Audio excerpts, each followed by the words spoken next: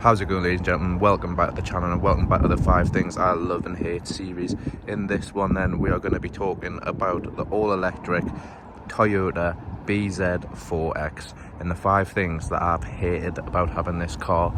I'm not going to lie to you, I had better hopes from this one, and unfortunately it did let us down quite a bit when I've had this for the last 2 days. There's just a lot of things that I think Toyota haven't done right with this one and things that could have definitely been better. So I'm going to go into the 5 things that I've hated in this, and to be honest, unlike some videos, some of the things in this I have actually really hated and not enjoyed whatsoever. So that'll be an interesting one to go into. As other cars, sometimes it's just little pet peeves rather than actual complete dislikes or hates for things on the vehicle. So yes, this one will have Toyota's all-electric BZ4X. It's meant to be Toyota's sort of flagship electric vehicle. It's the one that was built from the ground up as being electric. It never started as a normal combustion engine or anything. This was what they made from the ground up, fully electric, and I just think overall you can probably tell that after this one. I think if it was something that they've built from a combustion engine into a hybrid, into electric, you might be able to understand why things are done the way they're done. But with this one, considering it was a full fresh design, I just think they've lacked a few things with this one, and we're going to get into the 5 things I've hated while having this car. Starting off with the first thing that I've actually hated about this car is actually going to be something that's very similar to the Ford Mach-E, and that is going to be the plastic bits that are on the car all around its trim kind of area. Goes from literally the bottom of the bumper over the wheel arch, down the side skirt, up the back wheel arch, and all the way across the back bumper. This car starts at 40 grand, well 42 grand now after a bit of increase on prices this year. And some of the higher models, obviously once you spec these up, it can go 50-60 grand depending on what trim, what performance, what battery range you have, and obviously adding every little optional extra to a car does creep that price right up. And I just think they're similar to the Ford Mach-E. I just don't understand why they have the plastic on this one. It should be body colour. I think the worst place for it is definitely the back of the car, as you can see here. Apologies, it's got a bit of mud on, but you can see where the black paint turns into the plastic rear bumper. I mean, is any plastic nice? I'm not so sure, but it is. If I just come and I'll show you, it's really scratchy plastic, like sort of the style that you get inside of cheaper cars, like cheaper sort of 10-15k cars that you don't really enjoy. And overall the build quality on this I thought was actually quite good, whereas the plastic on the outside is just, it's not for me at all. It even has little bits where it doesn't actually join up. As you can see down here, it starts from the diffuser area of the car that comes around at the side. It then has that little gap and then starts on the wheel arch again. And then the wheel arch doesn't actually meet the side skirt, it stops again. The side skirt comes along and then again doesn't meet it, so it has little gaps of where it starts and stops. Whereas you get this full panel that comes over the wheel arch and at the front quarter and then brings it round all the way to the bottom of the grille. So I just think the plastic on this one was quite disappointing, just like in the Mach-E. Whereas on all levels of the Toyota BZ4X, you do get that plastic trim. Forgot to mention as well as that plastic trim being around the car, you also get it here. So as you might be able to work out, the second thing I hate on this one is involving the under the bonnet area of the car. The front boot, whatever you want to call it, is non-existent in the Toyota BZ4X. Unlike other electric vehicles like the sort of the Tesla, the Mustang Mach-E, actually no storage space in the front of a Toyota BZ4X. Not only does it have no storage space, it really took me some time to find out where the latch for the boot actually was. So if you come inside the car, and like most cars, you would go into this area of the car and there would be a boot catch either down here or down there, and that would pop the boot for you. In this one, it's not there. So pull out the owner's manual and find that the boot latch is actually in a really weird position. It's actually here. I've never seen one there before. Took us ages to find originally, but like I say, this one has no front boot at all. All the electric motors and what have you are in the front of this one, and that really limits the sort of storage aspect of this one. I suppose it's kind of like a normal combustion engine car. You don't get a front boot in, say, that Ford car, that van, T-Roc, Jag, any of the cars along there.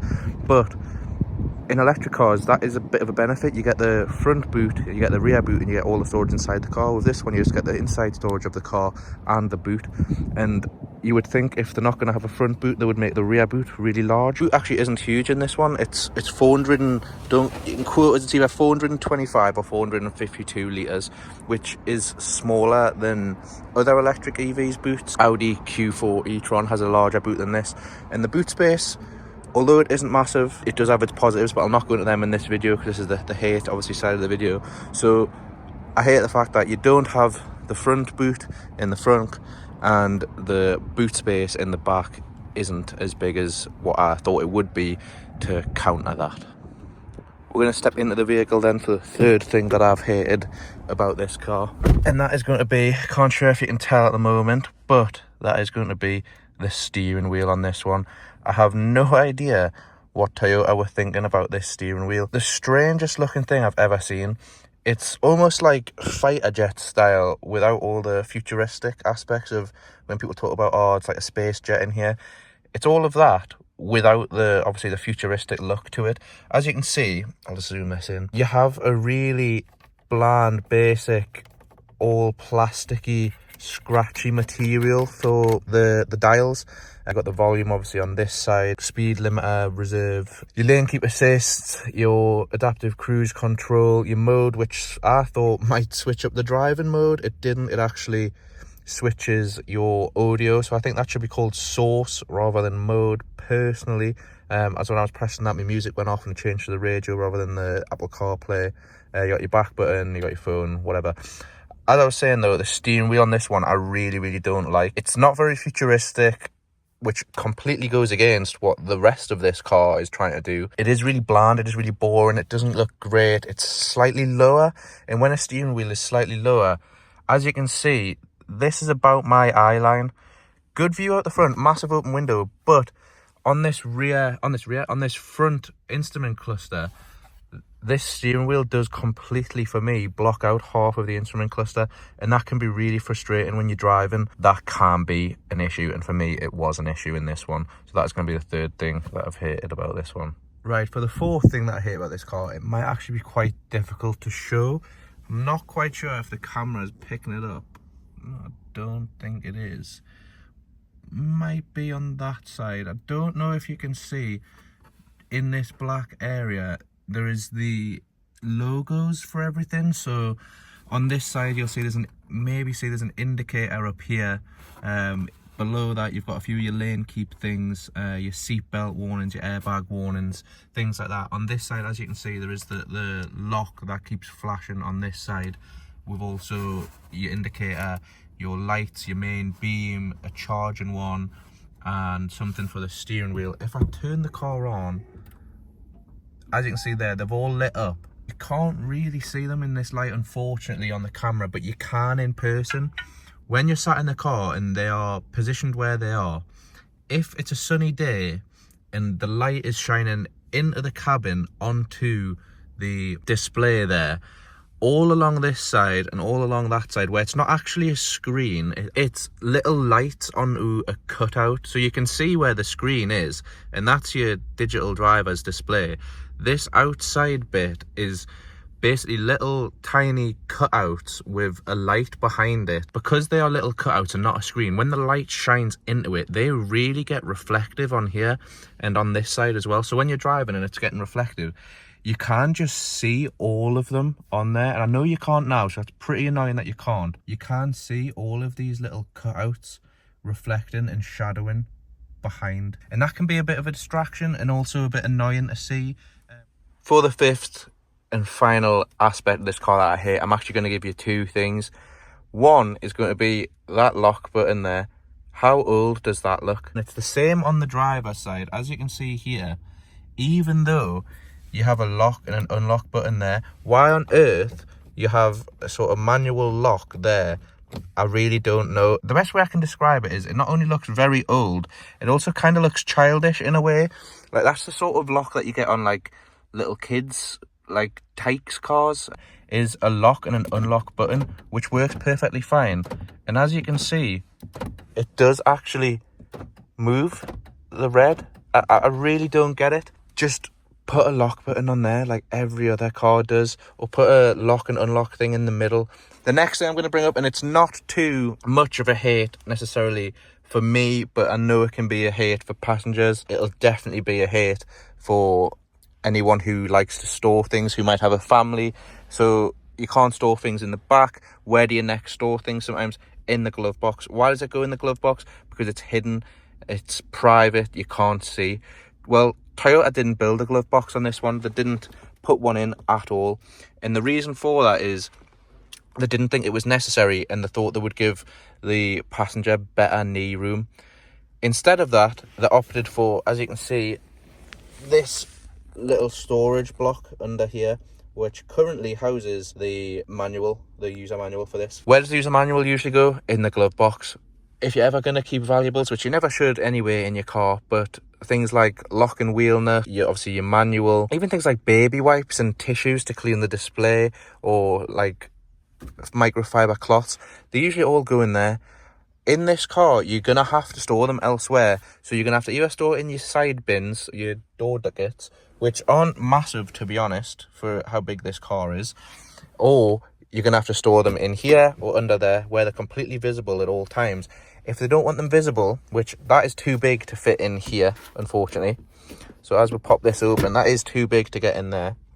Unfortunately, you then have to store your cloth in here, which then limits you for what else you can store in there. If it's not broke, don't fix it. And Toyota have tried to fix it and in turn broke the storage system inside this one. I know I've already done 5 things, but I've completely forgot one more thing, which I have hated while I've had this car. So if we start this one up, you will then get the ability to put this into reverse. As you put that into reverse, the technology on this car is so good, but that rear camera is so bad. And that beeping you can hear, it isn't because I'm not wearing a seatbelt. It isn't because the car's telling us that it's not ready to move or it can't move because it's going to go up a curb or anything. That beep remains while you're reversing. It's inside the cabin as well as outside. I don't understand why it's inside the cabin. I completely get why it would be outside, because this car is silent. But while you're reversing, you go from having this really crisp, really high quality and beautiful screen to this, and usually the screen is full screen if you have CarPlay on. So if I come out of reverse, go into drive, this is a full screen. Obviously, try and use your rear camera. It makes the screen tiny, as if you've got one of the lower spec models, and the quality is absolutely terrible. I would understand if the camera isn't great, but this writing goes all pixelated and horrible. These little logos go pixelated and horrible in person. I know I said I was keeping this to 5 things, but I'm actually going to have to tell you one more. On this little display here, this car's got a lot of driving assistance like lane keep, adaptive cruise. It also has a system which I think comes out of this little black bar along here, which detects whether you're paying attention, and that is so hypersensitive, it's unreal. If you're sat here driving the car and the littlest of thing catches your attention here, like someone about to cross the road, an oncoming car. So if say this is obviously it's a parked area, say this is a drive where I'm driving forward and I'm about to go left, about to go right. If I look left to see what's coming for any longer than 2 or 3 seconds, or I look right to see what's coming for any longer than 2 or 3 seconds, like you would do at junctions, like you would do at roundabouts, you get an annoying bing like you do when you're in reverse. So for example, it would be like that noise, and it would say driver inattention detected, look forward, in a box here that fills half of that sort of speedometer. And it's so frustrating. It just really annoys you when you're looking left and right for 2 seconds and your music cuts for a second and you get that bing, and then it brings up half of the display, disappears to say look forward. I also found yesterday, I was driving this car for a few hours and I wanted to change my seating position, so I went from sitting fully up to slouching slightly, and I'm not sure how it did it because I haven't actually been able to recreate it. It then said driver face not detected, sit up, and I was thinking, hold on a second, I've got a car telling me how to sit while I'm driving and how I want to be comfortable, and it was binging away until it could detect my face. And it took us not a minute or so, but it took us probably 10-15 seconds to sit back to where I was, sit up, and for the camera, wherever it is, I really do think it's in here, but I don't understand how it wouldn't have been able to see us unless it's somewhere in this cluster at the back. The camera apparently couldn't detect the driver's face. Driver face not detected, please sit up. So for me, I've thrown in an extra 2 things that I've hated about this one, and to be honest, it's not a car I would go for. I'm going to say that now. I've tried to branch out into the electric sort of world with this one. This hasn't been the car for me. It has more things that I've hated about it than I've liked about it, unfortunately, and I could go on. But for me, I'm going to end this one here. I've given you 7 things or 8 things that I've hated about this one. Some of them have actually been genuine hates towards this vehicle rather than things I just haven't liked or haven't enjoyed. So that has been the Toyota BZ4X. I do think it's an alright car. I don't completely think it's dreadful. I just think, considering this has been built from the ground up for Toyota for its fully electric version, I think maybe they've got a few teething problems that they need to sort and a few things that just needs to improve. I mean, even while I'm walking around this car, I'm picking up things that I've also not liked. Like, I don't like these 2 spoilers on the back here. What's the point in that? If you get the lower trim level, you actually get even smaller spoilers so that they recess a bit more and they don't stick out as much. But why on earth do they stick out like that? I don't understand it whatsoever. If it had some sort of function, I would kind of understand it, but I don't think it does whatsoever. And then I've also realised as well, which I was thinking yesterday, this has no rear windscreen wiper. So as you can see, the back of the car here is quite dirty. It does have a bit of a lip, so it might be difficult for mud to get up there, but if mud gets up onto here, or you park under a tree and the tree sap comes down or whatever else, you can't actually clean your rear window without getting the water bottle out yourself and putting the water on it. Obviously when you're driving, it's raining, the aerodynamics of the car and the wind will slide the water down. Like, my Audi doesn't have a rear windscreen wiper and I have the same problem in that. But for an SUV, a big chunky SUV, why doesn't it have a windscreen wiper? It could have 2 separate ones with this dodgy layout that it's got, but no, it doesn't have one.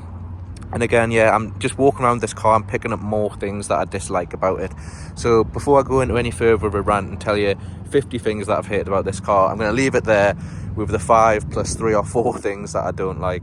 I've been OLT TV. This has been the 5 things I love and hate series. This has been the Toyota BZ4X, and they have been all of my dislikes on this car. Thank you everyone for watching. Cheers for getting the subs up. Cheers for always liking and commenting. I will catch you all in another one. Cheers.